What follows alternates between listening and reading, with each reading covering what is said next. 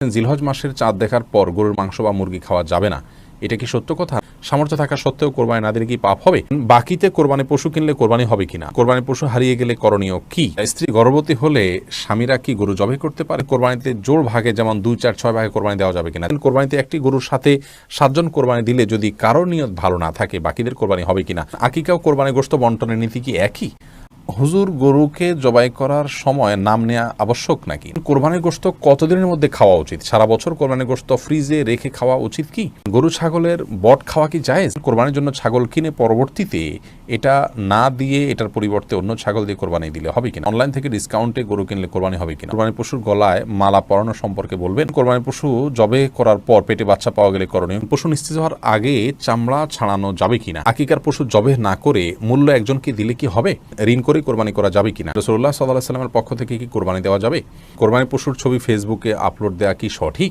জাকাত নাকি কোরবানি, কোনটা আগে করতে হবে? আমি যদি জাকাত দেওয়ার যোগ্য হয়েও না দেই কিন্তু কোরবানি করি, আমার কোরবানি কি আদায় হবে? আমরা আর বিলম্ব না করে চলুন আপনাদের গুরুত্বপূর্ণ প্রশ্নগুলোর উত্তর দেওয়ার আলোকিত ভুবনে প্রবেশ করি। খসরু নেহাল ইউটিউব চ্যানেল থেকে আপনি জানতে চেয়েছেন, সামর্থ্য থাকা সত্ত্বেও কোরবানি না দিলে কি পাপ হবে? সামর্থ্য না থাকা সত্ত্বেও কোরবানি না দিলে আবু হানিফা রাহমাহুল্লাহর মত অনুযায়ী, মাযহাব অনুযায়ী, আমাদের উলামায়ে কেরাম সেই মাযহাবকে ফলো করেন, এই মাযহাব অনুযায়ী আপনার এটি পাপ হবে। কারণ নবী করিম সাল্লাল্লাহু আলাইহি ওয়াসাল্লাম এখানে সতর্ক করেছেন, যে ব্যক্তি কোরবানি করার সামর্থ্য রাখে, মান ওয়াজাদা সাআতান ইউযাহিয়া ওয়া লাম ইউযাহি ফালা ইয়াকরাবান্না মুসাল্লানা, সেই জন্য আমাদের ঈদগাহে না আসে। কোরবানির সামর্থ্য আছে হয়তো দিল না, সেরকম যেন মানুষ ঈদগাহে না আসে। তার মানে নবী সাল্লাল্লাহু আলাইহি ওয়াসাল্লাম বিষয়টাকে কত কঠোরভাবে নিলেন। এই জন্য সামর্থ্য থাকা সত্ত্বেও কোরবানি না দেওয়া অবশ্যই পাপ হবে এই হাদিসের আলোকে। যদিও অনেক উলামায়ে কেরাম সেটিকে সুন্নতে মুআক্কাদা বলেন, তাদের মতে পাপ হবে না, এবং সে মতের পক্ষে উলামায়ে কেরাম অনেক ইমামগণ আছেন, তারা সেটি বলে থাকেন, সেটারও ভিন্ন যুক্তি এবং দলিল আছে। সামিউল ইসলাম জানতে চেয়েছেন, ঋণ করে কোরবানি করা যাবে কিনা?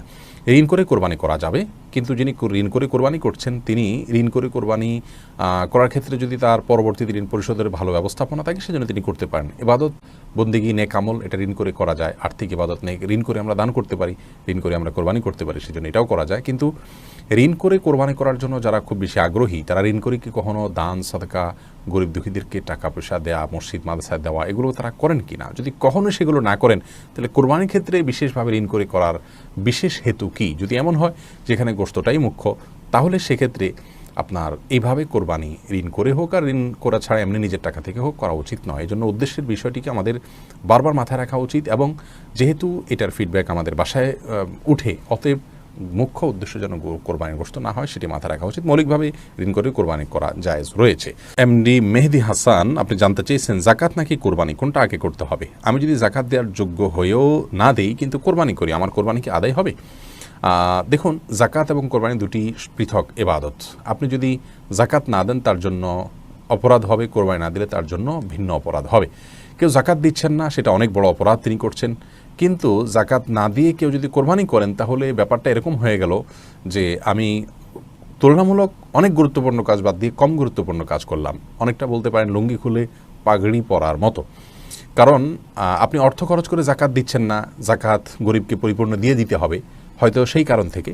আবার কোরবানি দিচ্ছেন, কারণ কোরবানি গোশত আপনি আহরণ করবেন, নিজের বাসায় উঠবে, সেজন্য হয়তো দিচ্ছেন। আল্লাহ মাফ করুক, সবারই উদ্দেশ্য থাকবে এমনটাই নয়, কিন্তু এরকম উদ্দেশ্য থাকতে পারে অনেকের। তো এরকম যদি হয় তাহলে এটাতে কোরবানি নয়, এটা নিছক গোশত খাওয়ার উৎসব।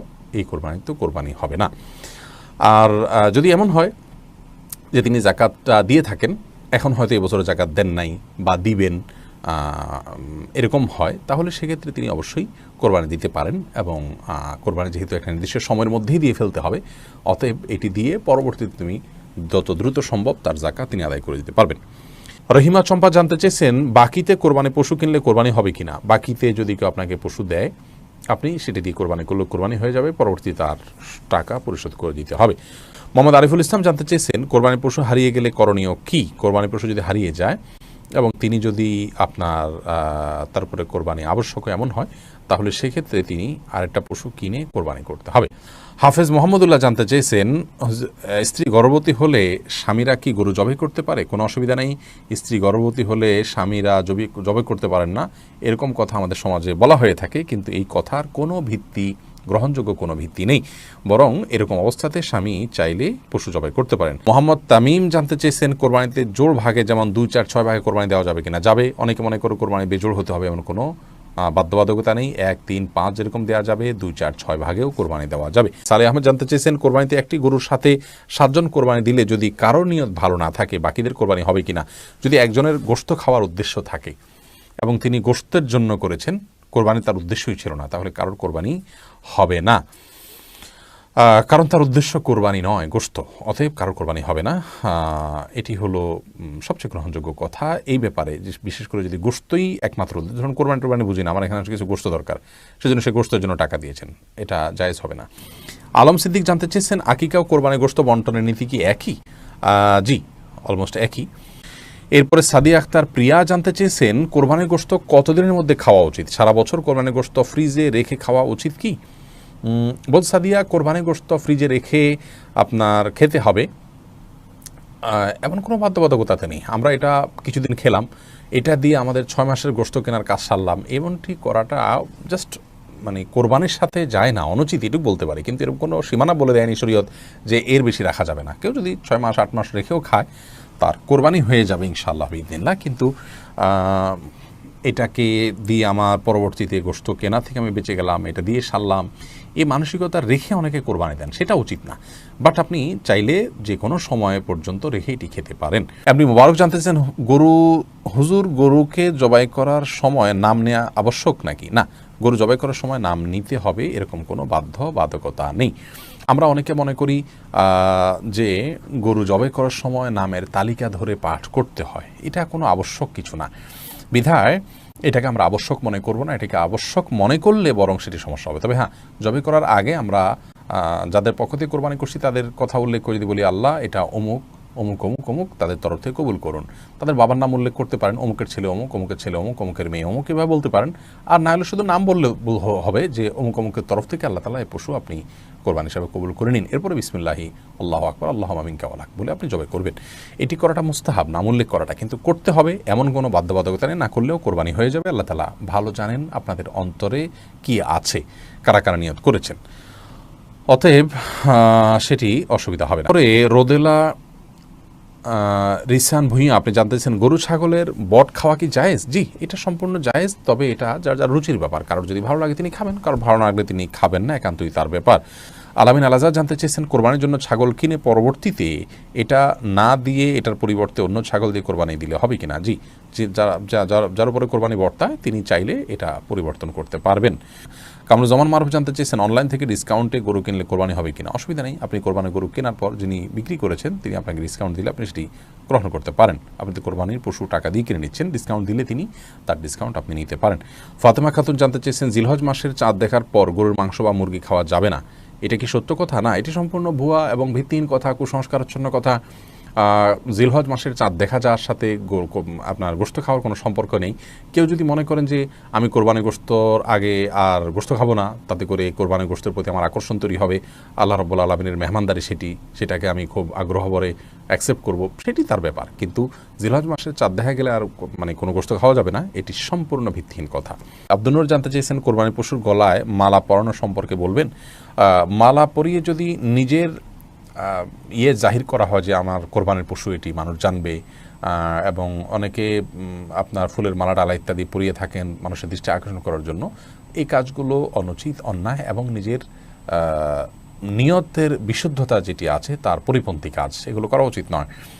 আর যদি নিছক গরুকে আপনার মায়া করে বা আপনার স্নেহ করে মালা পরানো হয় সেটি ভিন্ন বিষয়। কিন্তু সচরাচর আমাদের সমাজে যে মালা টালা পরানো হয় এগুলো এক ধরনের আপনার কি বলা যায় লৌকিকতা, এটা এক ধরনের প্রদর্শন ইচ্ছা থেকে হয়ে থাকে। আমরা সেগুলো না করার জন্য পরামর্শ দিব। মাহতাব আহমদ জানতে চেয়েছেন কোরবানি পশু জবে করার পর পেটে বাচ্চা পাওয়া গেলে করণীয় কি? শরীয়ত অনুযায়ী নিয়ম হলো সেই বাচ্চাকেও জবে করে দেওয়া, যদি আপনার খেতে ইচ্ছা না করে না খেলেন। আব্দুর রহমান জানতে চেয়েছেন পশু নিস্তেজ হওয়ার আগে চামড়া ছাড়ানো যাবে কিনা? পশু নিস্তেজ হওয়ার আগে যদি চামড়া ছাড়ানো হয় তাহলে এই কাজটি অন্যায় এবং অনুচিত কাজ, যেটা অনেক সময় কসাইরা করে থাকেন। একাধিক পশুর কাজ তারা ধরেছেন, সেই জন্য তারা এটি করে থাকেন। আগে থেকে কসাইদের সাথে এই বিষয়গুলো নিয়ে বোঝাপড়া করে নেওয়া উচিত এবং কোনো অবস্থাতেই আপনার পশুকে এভাবে কষ্ট দেওয়া উচিত না। অকারণে পশুর প্রতি অমানবিক আচরণ করা ইসলামের শরীয়তের দৃষ্টিকোণ থেকে গুনাহের কথা। আল্লাহ রাব্বুল আলামিন প্রত্যেক পশুর প্রতি সব কিছুর প্রতি আমাদেরকে ইহসান করার নির্দেশ করেছেন। এমনকি যখন জবে করব তিনি বলেছেন ওয়াইদা যাবাহতুম ফাহসিনু যিবহাতা, জবে করলে জবাকৃত পশুর প্রতিও তোমরা ইহসান করবে এবং ছুরিকে ভালো করে ধার দিয়ে নিবে যাতে করে অহেতুক তাকে বেশি সময় ধরে পচাতে না হয়। সেখানে পশুর প্রাণবাহির আগে থেকে চামড়া ছেলা শুরু করা, রগ কাটা, এগুলো অত্যন্ত গর্হিত কাজ, এটা অনেকেই করে থাকেন।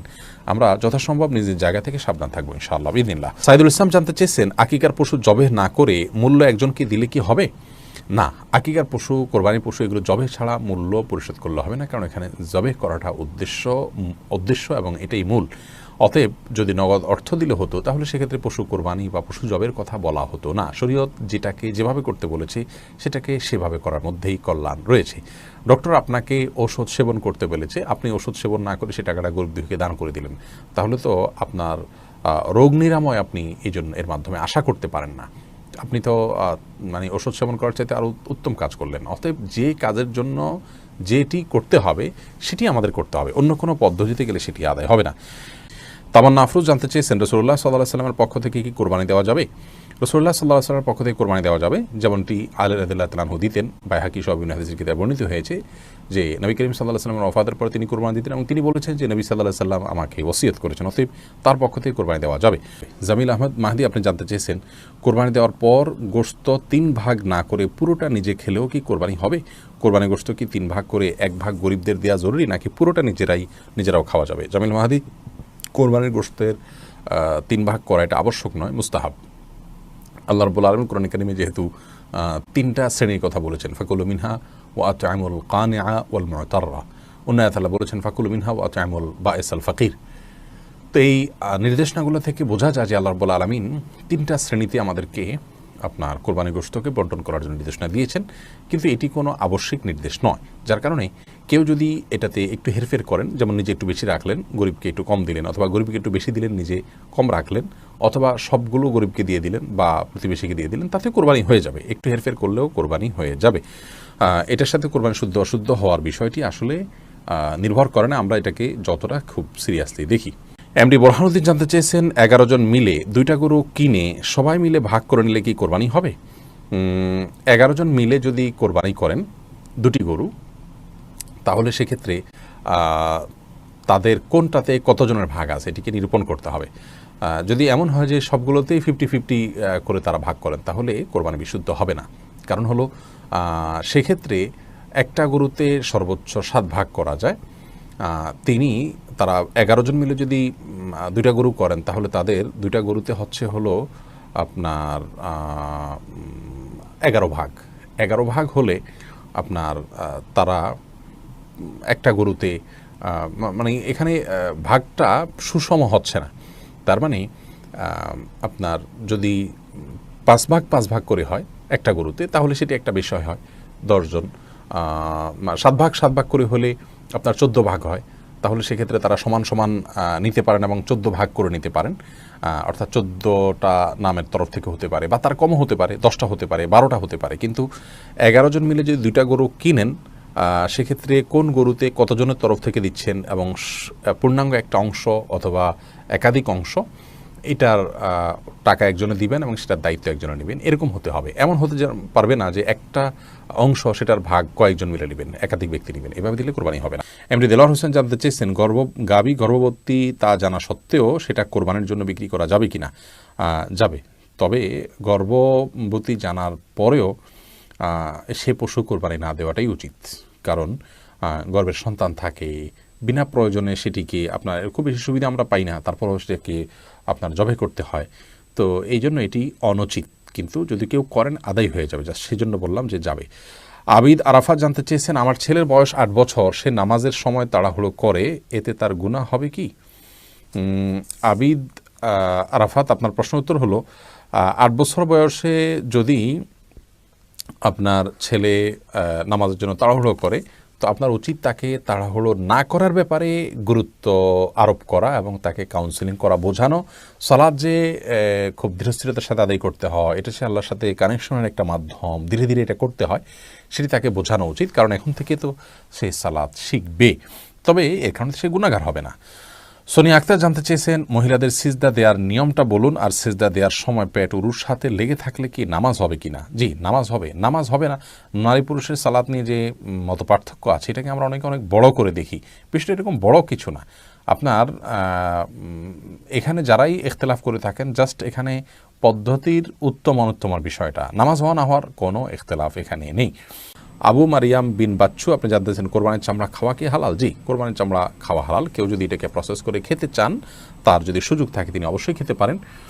আর যদি তার খাওয়ার সুযোগ না থাকে, তাহলে ব্যবহার করার সুযোগও থাকলে ব্যবহারও করতে পারেন। সেটিও না হলে তিনি এটা কাউকে দান করে দিবেন।